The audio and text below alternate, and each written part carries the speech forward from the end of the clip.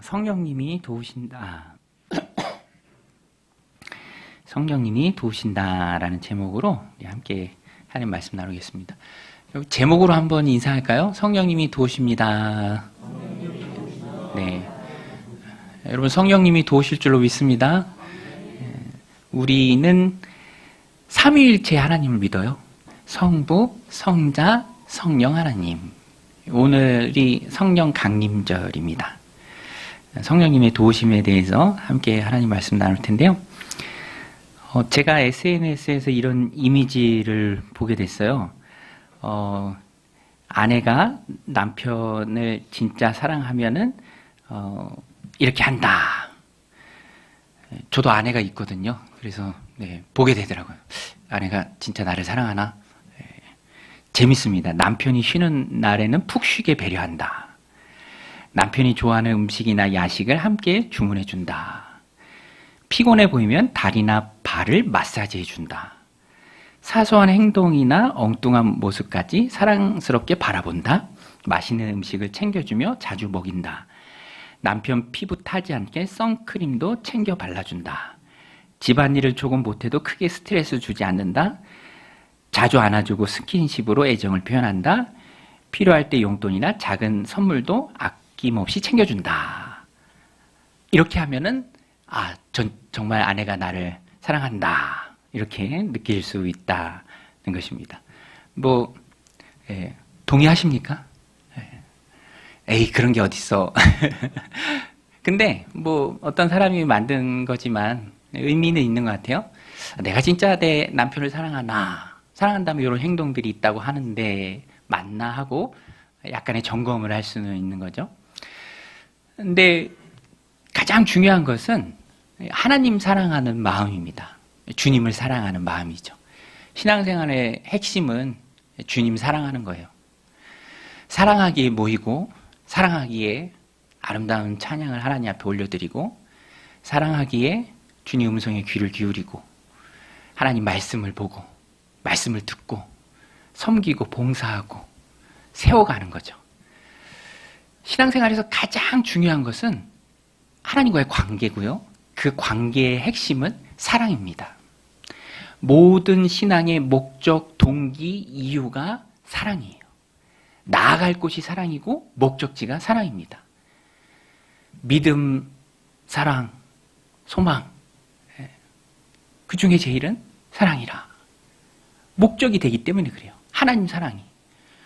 우리도 신앙생활하면서 주님 사랑하는 마음 갖고 또 주님 더 많이 사랑하기를 원합니다. 그래서 오늘 말씀을 이렇게 보면은요, 내가 정말 주님을 사랑하는가? 아까 보여드린 것처럼 아내가 남편을 사랑하는가? 점검 리스트처럼 주님이 우리에게 너희가 나를 사랑한다면 이렇게 한다라는 말씀이 아주 명확하게 기록되어 있습니다. 시작도 그 말씀이고요, 마침도 그 말씀이에요. 인클루지오라고 합니다. 수미상관 관계죠. 샌드위치처럼 주님을 사랑하면 이렇게 한다. 주님을 사랑하면 이렇게 한다. 가운데 그 내용이 들어있고요. 그래서 오늘 말씀을 우리가 함께 나눌 때 주님을 사랑하는 내 삶을 점검하는 기준표를 삼기에 딱 좋습니다. 주님을 사랑하면 어떻게 합니까? 오늘 본문 15절, 20절에 나오는데요. 우리 같이 한번 한 목소리 읽겠습니다. 15절 시작. 너희가 나를 사랑하면 나의 계명을 지키리라. 너희가 나를 사랑하면 나의 계명을 지키리라. 21절도 나옵니다. 21절도 함께 읽게요. 나의 계명을 지키는 자라야 나를 사랑하는 자니 나를 사랑하는 자는 내 아버지께 사랑을 받을 것이요 나도 그를 사랑하여 그에게 나를 나타내리라. 여러분, 예수님이 너무 명확하게 말씀해 주셨죠? 나를 사랑하면 어떻게 한다고요? 나를 사랑하면 뭘 지킵니까? 계명을 지킨다. 율법의 몇 가지 조항을 말하는 것은 아닙니다. 요한복음의 말씀이잖아요. 요한복음에서는요, 분명하게 흐르는 주제가 있는데 그 핵심은 두 가지 계명으로 압축이 돼요. 첫 번째는 하나님과 예수님을 믿는 것, 하나님과 예수님을 아는 것, 믿는 것. 그게 지켜야 할 계명이에요. 또 두 번째는 이웃을 사랑하는 것. 그게 굉장히 요한복음에 많이 반복해서 나옵니다. 하나씩 살펴보면 요한복음 14장 바로 앞에서도 주님이 말씀하세요. 너희는 마음에 근심하지 말라. 하나님을 믿으니 또 나를 믿으라. 예수님이 가신다고 했을 때 예수님이 주신 말씀이에요. 마음에 근심하지 마. 슬퍼하지 마. 하나님 믿는 것처럼 나를 믿으라. 그것을 주님께서 말씀해 주셨어요. 요한복음 17장 3절도 동일한 말씀인데 우리 같이 한번 자막 보고 읽겠습니다. 영생은 곧 유일하신 참 하나님과 그가 보내신 자 예수 그리스도를 아는 것이니이다. 우리 너무 많이 알고 또 암송하는 말씀인데요. 유일하신 참 하나님 또 그가 보내신 자 예수 그리스도를 아는 것. 이 아는 게 믿는 것을 말합니다. 하나님을 믿는 것, 예수 그리스도를 믿는 것. 그게 우리가 지켜야 할 계명이에요. 예수님을 사랑한다면 하나님 앞에서의 삶을 살아가야 합니다. 하나님을 믿는 믿음을 가지고 하나님 주신 삶을 살아가야 해요.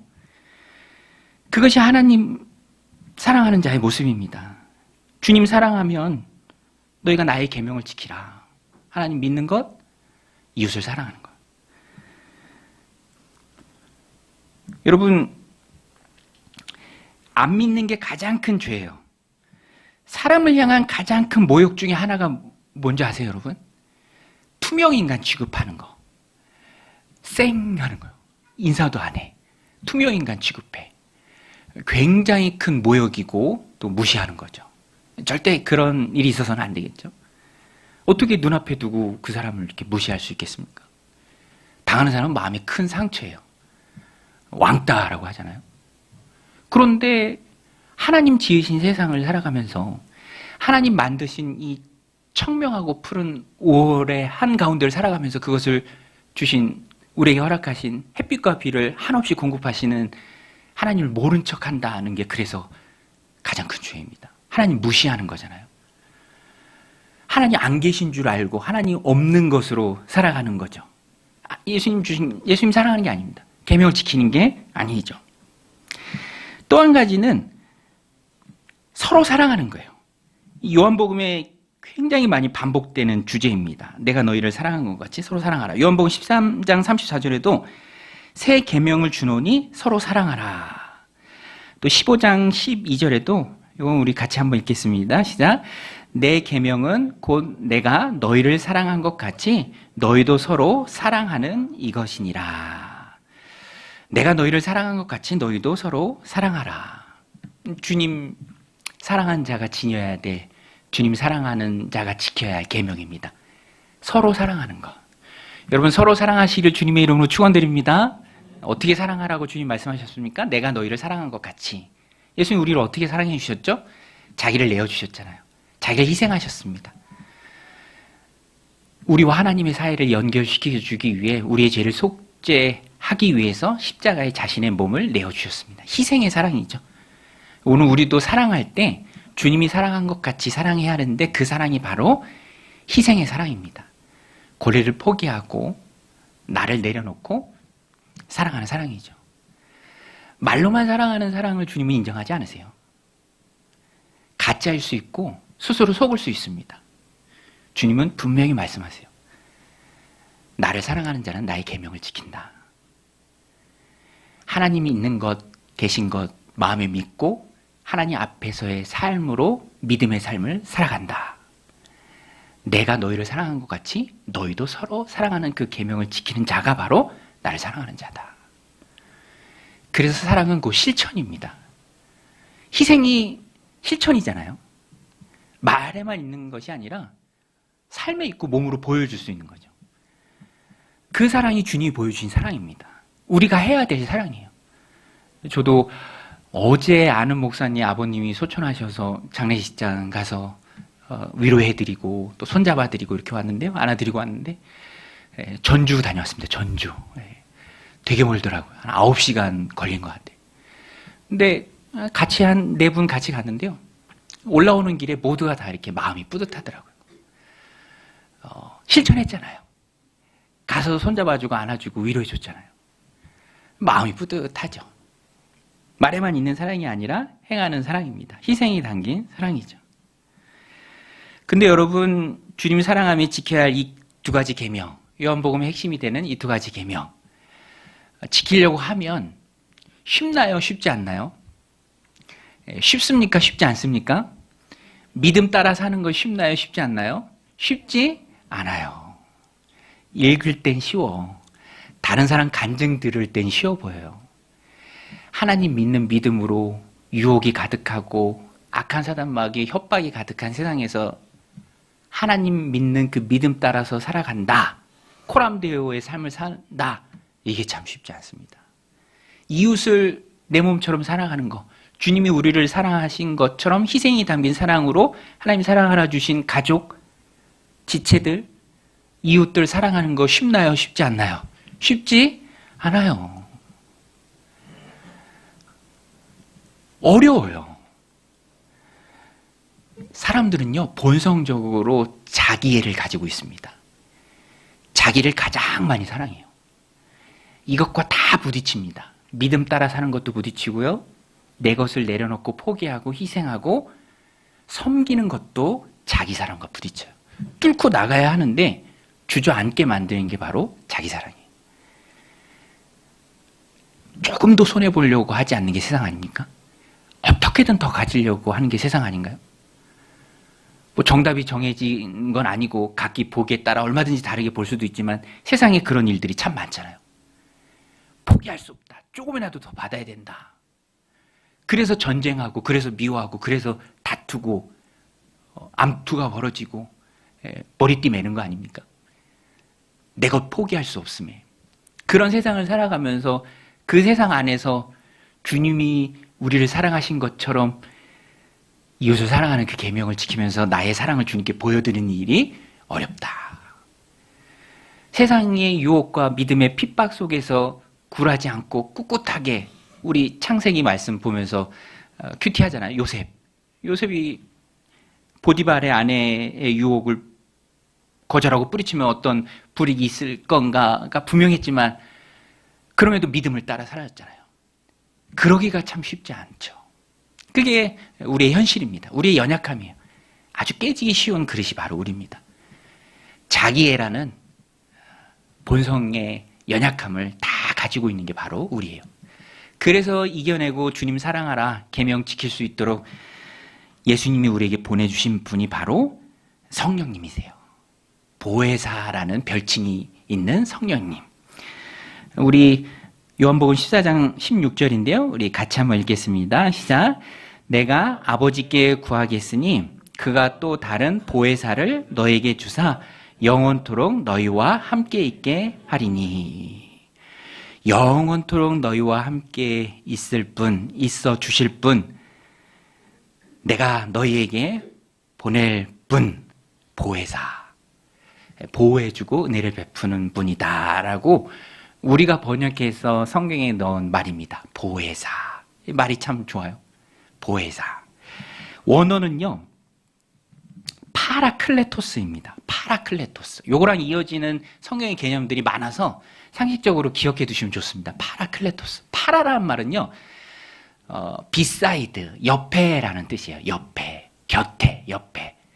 그리고 클레오라는 부르다라는 동사가 있는데요. 이게 합쳐진 게 바로 파라클레토스입니다. 그러니까 성령님이 어떤 분이신지 직역한다면 우리의 곁으로 부름 당하신 분, 보냄을 받으신 분, 돕도록, 도와주시도록 우리의 곁으로 보냄을 받으신 분이 바로 보혜사 성령님이세요. 우리 안에 내주하시며 우리를 도우시는 분이 바로 성령님이십니다.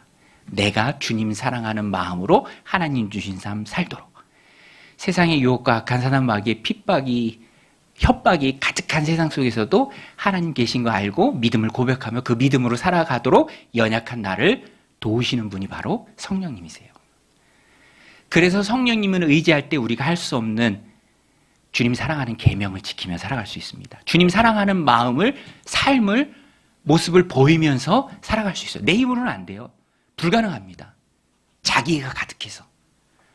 조금만 믿음으로 살아보려고 할 때 오는 도전이 얼마나 많아요. 야, 이렇게 하다가 큰일 나는 거 아니야? 이렇게 하다가 굶어 죽는 거 아니야? 이걸 계속 하라고? 내가 이것까지도 포기해야 돼? 그런 발목을 붙잡는 일들이 참 많습니다. 그럴 때 성령님이 우리를 도우십니다. 보혜사라고 되어 있는데요. 파라클레토스, 곁으로 부르심을 받아 도와주는 분. 영어 성경도요, 이 보혜사를 아주 다양하게 번역했습니다. 내용을 보면은 성령님이 하시는 일이 무엇인가 구체적으로 알 수 있는데 다양한 번역인데 딱 세 가지만 이 시간에 함께 보려고 해요. 킹 제임스 버전은 컴포터라고 번역했습니다. 컴포터, 위로자라는 뜻이에요. 위로자. NIV 성경은 카운셀러, 상담자. 성령님이 상담을 잘 해주십니다. 그 다음에 ESV라는 성경은 헬퍼라고 번역했어요. 헬퍼, 돕는 자, 조력자. 성령님이 우리에게 해주시는 일입니다. 성령님의 역할. 이걸 명확히 기억하고 있어야 우리가 힘들어도 주저앉지 않아요. 성령의 도우심을 구하며 성령님을 찾고 그 도우심을 힘입으면서 예수님을 사랑하는 신앙에 승리할 수 있습니다. 여러분, 이 말씀 함께 나눌 때 예수님 사랑하는 그 신앙에 승리하는 저 여러분들이 다 되시길 바랍니다. 하나씩 살펴보면 첫 번째는 컴포터, 킹 제임스 버전의 번역입니다. 컴포터, 위로자. 낙심할 때 내 마음을 성령님이 위로해 주세요. 낙심하면 힘들잖아요. 일어서기가 힘듭니다. 다 하기가 싫어요. 축 처집니다. 의욕이 없어져요. 그럴 때 있잖아요. 두렵고 불안에 사로잡힐 때가 참 많이 있습니다. 그러면 하나님 믿는 믿음 따라 살기도 힘들고 하나님 사랑하라 붙여주신 사랑할 힘도 없어져요. 내 한 몸 건사하기도 힘든데 어떻게 그 낙심 가운데 시선이 옆으로 갈 수 있겠습니까? 그럴 때 필요한 게 바로 성령님의 위로예요. 여러분, 한 주간 살면서 위로를 경험하셨나요? 내가 한 주간 이거 살 때 누군가 곁에서 따뜻하게 고면해주고 조언해줘서 도움줘서 내 마음이 참 위로가 되더라.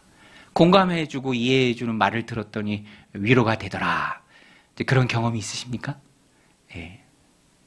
한번 생각해 보세요. 위로는 무슨 저는 있었어요. 저는요, 제가 병원에 갔는데 의사 선생님이 공감을 해주시더라고.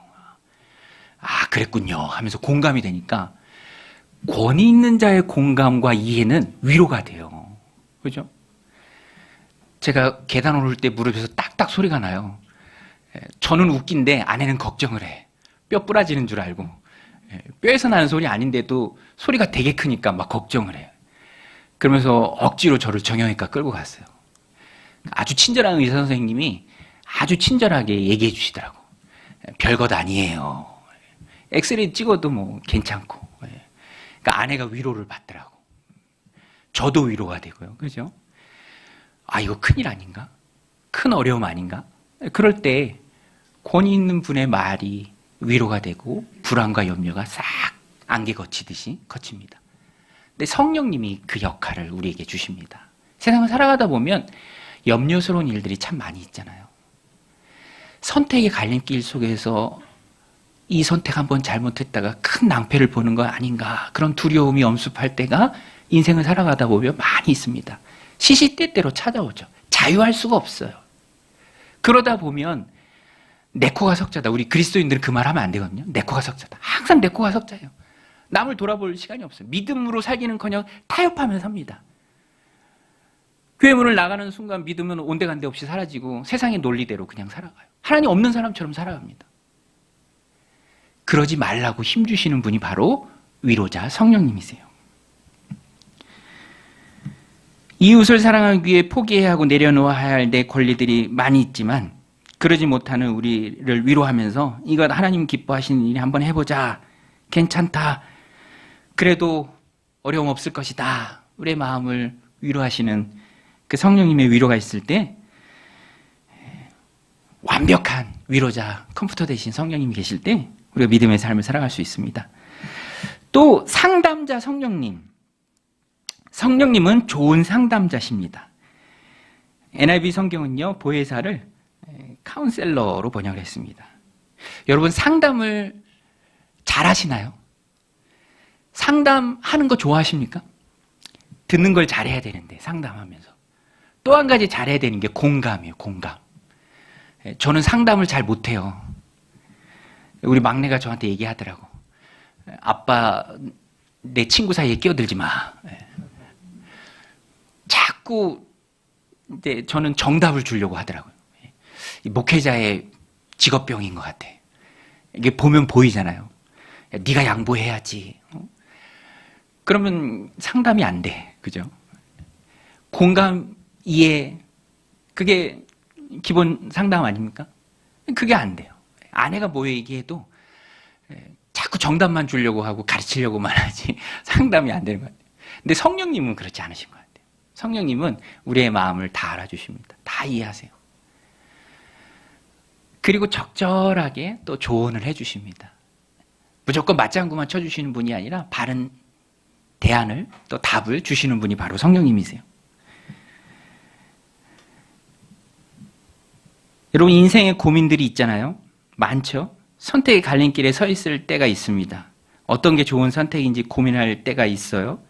그때 어떻게 해야 되죠?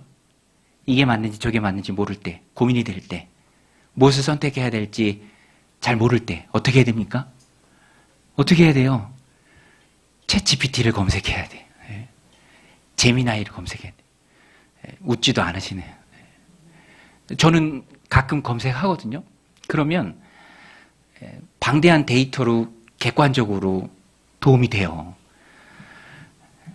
근데 약간 아첨하는 기능도 있어서, 그리고 결정적으로 절대 할 수 없는 한 가지가 바로 하나님의 나를 향한 그 마음을 전달하는 일입니다. 이거는 세상 누구도 할 수가 없죠. 성령님만이, 내 안에 성령님만이 하실 수 있는 일입니다. 우리 요한복음 16장 13절 같이 한번 읽겠습니다. 시작.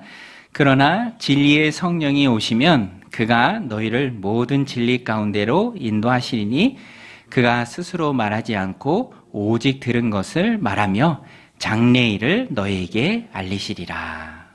여러분, 성령님이 우리에게 하나님 마음 전해주신 줄로 믿습니다.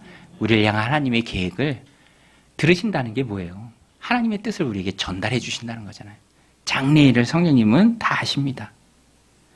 하나님의 마음을 우리에게 말씀해 주세요. 거기에 참된 위로가 있고 또 참된 평안이 있는 것이죠. 우리를 진리 가운데로 인도하시는 분이 성령님이십니다. 그래서 우리는 성령님께 물어야 돼요. 하나님, 무엇이 나를 향한 하나님의 뜻입니까? 내가 어떻게 믿음 지키며 살아야 합니까? 어떻게 희생하며 하나님 사랑 하나 붙여주신 가족을, 또 공동체의 지체를, 저 영혼을 사랑해야 합니까? 상담하고 또 성령님의 음성을 들어야 합니다. 그때 우리는 흔들리지 않는 믿음의 확신을 얻을 수 있습니다. 좋은 상담가가 바로 성령님이시기 때문에. 또 한 가지가 ESV 성경이 번역하고 있는 헬퍼, 조력자, 도움을 주시는 분, 도와주시는 분. 성령님의 도움이 절대적이에요. 여러분 보세요. 우리가 세상을 살아가면서 내가 컨트롤할 수 없는 것이 거의 대부분입니다. 내 몸에서 나온 내 자식도 내 뜻대로 할 수가 없어요. 그렇죠? 누군가의 마음을 내가 이끌 수 없습니다. 세계적인 정세와 그 흐름 속에서 내가 처해 있는 상황과 환경을 내가 주도해 나갈 수가 없어요. 그냥 그 안에서 살아갈 뿐이죠. 그런데 성령님께서 그것을 이겨낼 수 있도록, 역전할 수 있도록, 뒤바꿀 수 있도록 도와주십니다. 성령님이 도와주세요. 저는 이 말씀을 보면서 사도행전 8장에 나오는 빌립 집사님이 에티오피아 내시 전도하는 장면이 떠올랐는데요. 성령님께서 도우세요. 어떻게 도우시냐면 아주 구체적으로 도우십니다. 여러분, 그래서 우리도요, 오늘 함께 예배하고 또 결단할 때 항상 성령님의 말씀에 민감하고자 하는 그 마음을 가져야 돼요. 빌립 집사님한테 성령님이 광야로 가라, 그 말씀 주세요. 광야로 갑니다. 에티오피아 내시 그 고위 관료, 간다게 여왕의 재정을 맡은 고위 관료를 거기서 만나요. 그리고 성령님이 또 마음 가운데 마차 가까이 바짝 붙으라, 이런 마음도 주세요. 바짝 붙었더니 내시가 두루마리 성경을 읽고 있어요. 이사야서. 그런데 그게 바로 53장이에요. 예수님에 대해서, 메시아에 대해서 말하고 있는 이사야서 53장. 놀라서 빌립이 묻죠. 읽는 것을 깨닫습니까? 내가 가르쳐주는 사람이 오는데 어떻게 이걸 깨달을 수 있겠습니까? 혹시 아시면 내 옆에 좀 앉아서 가르쳐주세요. 여러분, 광야에서 만나고 그 옆에 앉게 돼요. 빌립 집사님이. 그리고 복음을 전하게 됩니다. 에디오피아 내시가 이렇게 물어요. 그 읽고 있는 말씀에 이렇게 나옵니다. 양이 도살장으로 끌려가는 것 같이 새끼 양이 털 깎는 사람 앞에서 잠잠한 것 같이 그 입을 열지 않았다. 이 말씀을 읽으면서 물어요. 이 예언자가 여기서 이 말이 누구를 두고 한 말입니까? 예언자 자신을 두고 한 말입니까? 아니면 다른 사람을 두고 한 말입니까? 예수님에 대한 말이잖아요. 양 깎는 자 앞에서 잠잠한 양, 도살장에 끌려가는 어린 양 같은 분, 예수님. 그러니까 한 영혼의 구원에 성령님이 놀랍게 역사하셔서 전혀 만날 수 없는 그 영혼을 성령님의 도우심으로 만나고 그 영혼의 구원을 이끄는 것이죠. 그리고 가다가 세례까지도 받습니다. 여러분, 오늘 우리가 처한 상황 속에서 예수님 사랑하는 마음으로 살아가기가 참 힘든데 성령님이 도우실 때 그게 가능해요. 모든 상황과 환경과 사람들의 마음과 형편을 성령님께서 만져주십니다. 빚어가 주세요. 그때 내가 믿음으로 결단할 수 있고 또 하나님, 주님 사랑하며 살아가겠습니다. 그 고백에 성령님 주시는 힘이 있어요. 도우심이 있습니다. 그래서 예수님은요, 예수님 가신다고 하셨을 때 제자들이 되게 슬퍼하고 근심할 때 내가 가는 것이 오히려 너희들에게 유익하다. 내가 가야 성령님이 오신다. 나는 여기 한 사람으로 정해진 시간에 정해진 장소에 한 사람으로 있을 수밖에 없지만 성령님이 오시면, 보혜사 성령님이 오시면 상담자요, 위로자요, 조력자인 성령님이 오셔서 너희 각 사람 안에 거하시면 너희가 사랑하는 삶을 힘있게 살아낼 수 있도록 너희를 도우신다. 이 말씀 주셨어요. 유익하다. 내가 떠나가는 것이. 우리 요한복음 16장 7절 말씀 같이 한번 읽겠습니다. 그러하나 내가 너희에게 실상을 말하노니 내가 떠나가는 것이 너희에게 유익이라. 내가 떠나가지 아니하면 보혜사가 너희에게로 오지 아니할 것이요 가면 내가 그를 너희에게로 보내리니 그가 와서 죄에 대하여 의에 대하여 심판에 대하여 세상을 책망하시리라. 보혜사 성령님이 오시는 것이 우리에게 너무나 큰 유익이죠. 예수님 사랑하는 일이 내 힘으로 불가능합니다. 이기적이고 시기하는 마음이 크기 때문에 그래요. 근데 성령님이 보혜사로 오셔서 우리를 상담해 주시고 위로해 주시고 도와주시면서 가능하고요. 16장 8절에서 말씀하시죠. 성령님이 오셔서 죄에 대하여 의에 대하여 심판에 대하여 세상을 책망하시리라. 책망하신다는 말이 가르치신다는 말씀이에요. 성령님이 우리 안에서 가르치십니다. 무엇이 죄인지, 무엇을 멀리해야 되는지, 무엇이 하나님의 뜻이고 무엇을 가까이 해야 하는지, 또 예수님을 통해서만 하나님 앞에서 의롭게 됨을, 하나님과의 바른 관계는 예수님을 통해서만 얻게 됨을 성령님이 깨닫게 하세요. 그리고 마지막 때에 심판이 있을 것을 성령님이 우리에게 말씀해 주십니다. 한 번 죽는 건 사람에게 정하신 것이죠.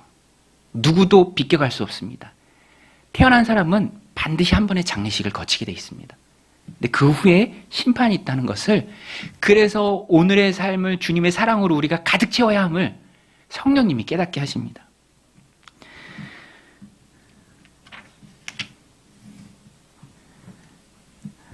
또 성령님을 통해서만 예수님이 그리스도이심을 우리는 고백할 수 있습니다.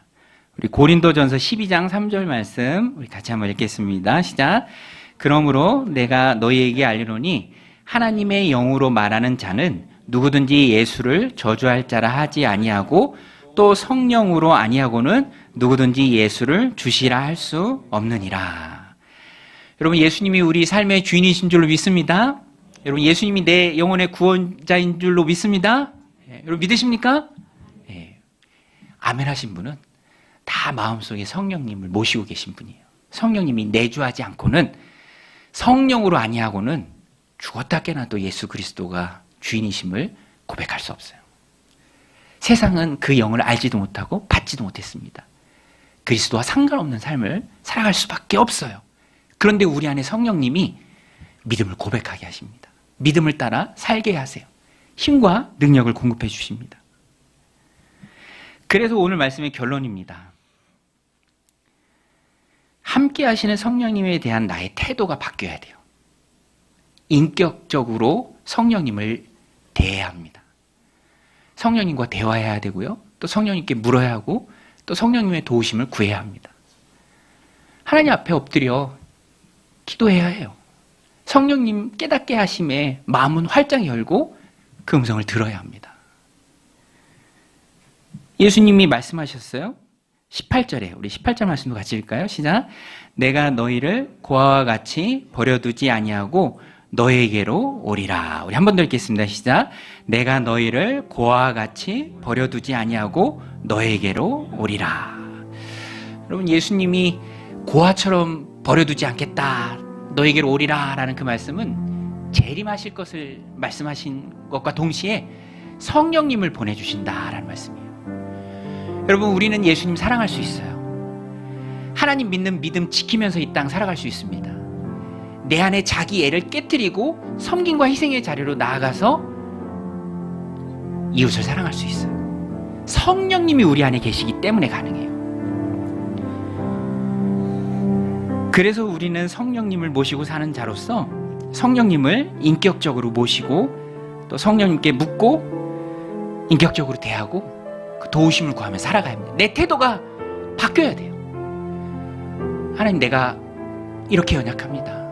성령님 말씀해 주시고 힘 주시고 능력을 부어주세요. 예수님 사랑하는 마음으로 살아가고 싶습니다. 은혜 베풀어 주세요. 이렇게 늘 성령님께 구해야 합니다. 성령님은 참 좋으신 분입니다. 너무 귀하신 분이죠. 그래서 우리가 찾으실 때 만나주시고 또 도와주십니다.